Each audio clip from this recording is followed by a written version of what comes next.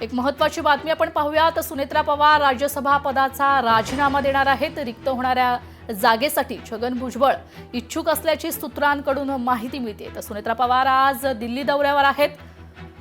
राज्यसभा पदाचा राजीनामा देण्यासाठी सुनेत्रा पवार आज दिल्ली दौऱ्यावर आहेत आणि अनेक वरिष्ठ नेत्यांची भेट देखील सुनेत्रा पवार घेणार आहेत। तर रिक्त होणाऱ्या जागेसाठी छगन भुजबळ छगन भुजबळ इच्छुक असल्याची माहिती सूत्रांकडून मिळते। आपण पाहतोय सुनेत्रा पवार राज्यसभा पदाचा राजीनामा देण्यासाठी दिल्ली दौऱ्यावर आहेत। तर दिल्लीत अनेक राजकीय नेत्यांची वरिष्ठ नेत्यांची ते भेट घेणार आहेत आणि यासाठी सुनेत्रा पवार दिल्ली दौऱ्यावर गेलेले आहेत। तर राज्यसभा पदाचा राजीनामा देखील देणार आहेत आणि रिक्त झालेल्या जागेसाठी छगन भुजबळ इच्छुक असल्याची माहिती आता समोर येते। सुनेत्रा पवार राज्यसभा पदाचा राजीनामा देणार आहेत आणि रिक्त होणाऱ्या जागेसाठी छगन भुजबळ इच्छुक असल्याची माहिती समोर येते।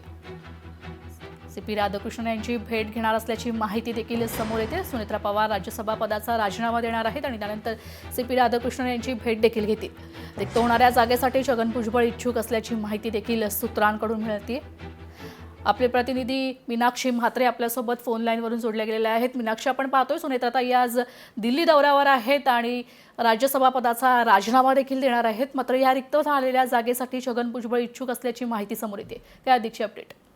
निश्चित, कारण आज राज्यसभेच्या खासदारकीचा उपमुख्यमंत्री सुनेत्रा पवार या दिल्ली दौऱ्यावरती असताना राजीनामा देणार असल्याची माहिती आहे आणि त्यानंतर रिक्त होणाऱ्या ज्या जागा आहेत त्या जागेवरती छगन भुजबळ इच्छुक असल्याची ही माहिती सूत्रांनी दिलेली आहे। आणि ही जागा केवळ आपण पाहतोय की 2 वर्षाच्याच उर्वरित कालावधीसाठी असल्याची माहिती आहे आणि राष्ट्रवादी काँग्रेस कोणाला संधी देतं याकडे सर्वांचं लक्ष लागलेलं आहे। प्रामुख्याने आपण पाहिलं तर सुनेत्रा पवार आज राजीनामा देणार असल्याने राज्यसभेची एक जागा ही रिक्त होत आहे।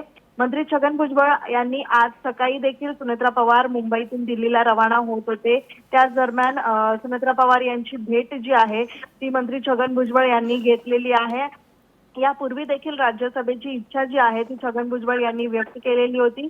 मात्र सध्या आपण जर पाहिलं तर छगन भुजबळ हे पक्षातील प्रमुख ओबीसी चेहरा असल्यानं त्यांना संसदेत पाठवून समीकरण साधण्याचा पक्षाचा प्रयत्न देखील असू शकतो। त्यामुळे या जागेवरती आता निश्चितच पक्षाच्या वतीनं काय नेमकी अधिकृत घोषणा केली जाते याकडे सगळ्यांचं लक्ष लागलेलं आहे।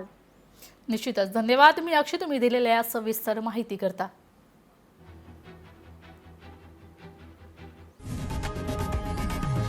लोकशाही मराठी ऐका, पहा, जागरूक रहा।